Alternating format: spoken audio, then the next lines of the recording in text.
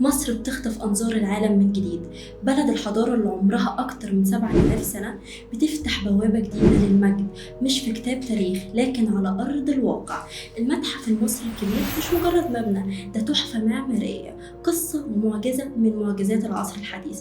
على بعد خطوات من الأهرامات بيتولد المكان اللي هيجمع بين الماضي والحاضر، واللي هيخلي كلمة فرعون مش بس ذكرى لكن تجربة بتعيشها بكل حواسك. هذه الحضارة بتتنفس من تاني. التماثيل العمالقة والجدارات وحتى المومياوات كلها بتتحفظ بعناية جوه تصاميم بتحافظ على البيئة، وبتحكي قصة مصر بلغة النور والظلام.